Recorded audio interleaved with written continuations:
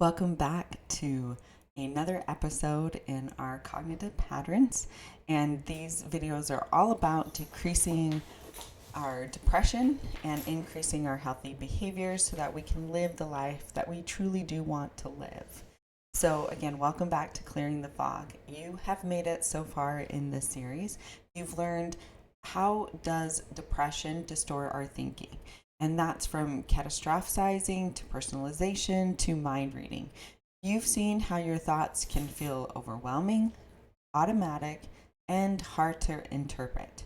But today, I want to give you more of a practical tool to work with those thoughts. Not by fighting them, of course, but by gently meeting them.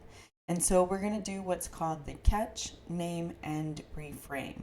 This is a 3-step process where you become aware of a difficult thought, you recognize the pattern behind it, and you shift into a more balanced, compassionate perspective. There will be no pressure and no perfectionism, just awareness, curiosity, and perhaps a little more breathing room. So let's begin. Where can we do this first? Well, we catch. We notice the thought in the moment. And so the first step is to catch the thought, right? This means slowing down enough to notice when you're spiraling, ruminating, or mentally shutting down. It can be as simple as saying, whoa, I just had a really harsh thought. And some example of these are, I'll never get better. Everyone is ahead of me. I messed it all up.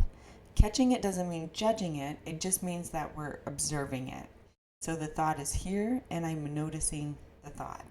You don't have to believe the thought. You don't have to fix it yet. You just catch it. It's like catching a leaf in the wind before it blows away. And this is part of the pause too, where we notice something going on, whether it's a situation or it's a thought, and we're able to pause and then we're able to shift in the end. So again, this is just about catching that thought. So try saying, I just had a thought.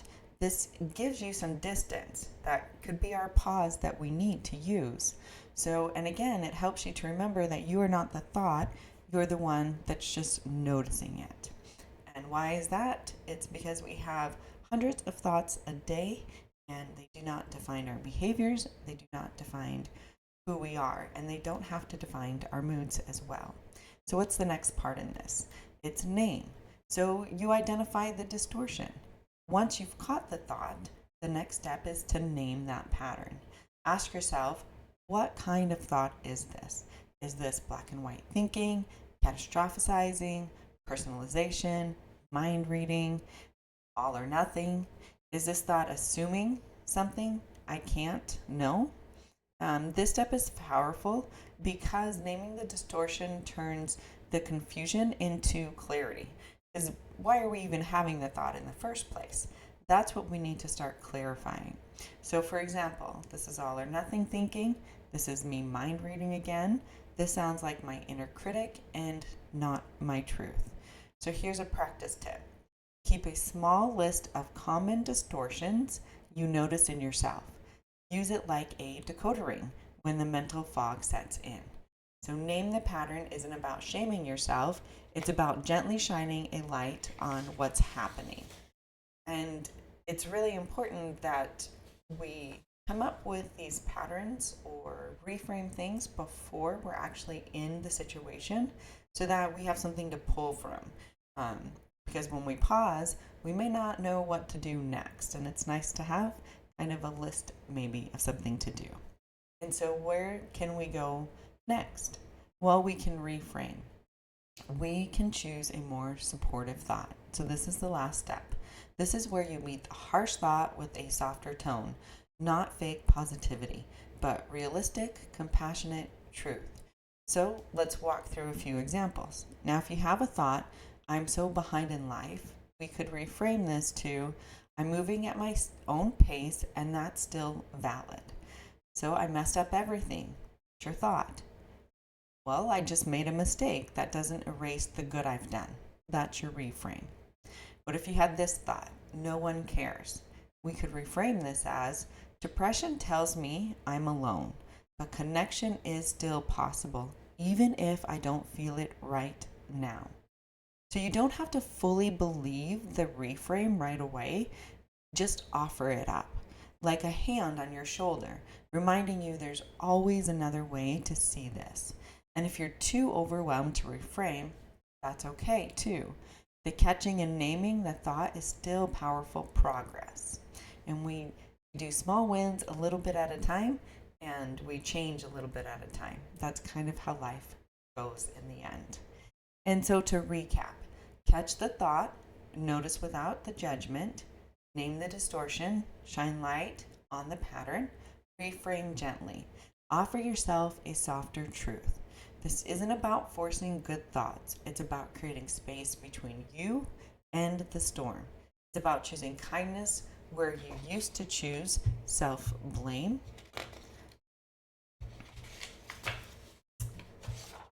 And in the next episode, we'll explore how to reframe in a way that feels real, not like toxic positivity. Because healing isn't about pretending everything's fine. It's about showing up for yourself as you are. So now here's the comment section. If you have a comment, please drop it below on this video or something else perhaps. And if you need a help or a prompt with what to comment on, here's one. What's one thought you caught today? And what would a reframe sound like? So remember, you're learning to think in a new way, and not perfectly, just more honestly, more gently, and that's the kind of progress that does really last. So if you liked this video, if it was helpful at all, please like, comment, subscribe, and share it with somebody who may need it as well. Now, if you stayed on this long, I would like to talk about the journals that I have. I have created a few journals and a children's book so far, and these journals really do go right along with these videos to kind of help you just add on to it. So I've done a self-love, self-discovery, and self-discipline journal and an anxiety journal. And the last one that I just created is a beach journal. It's a little bit smaller, different than the other ones I've created, but 12 areas on the beach as the theme and some things that you could work through. And then the children's book is really about teaching your kids how to be brave and how to have courage. Thanks so much.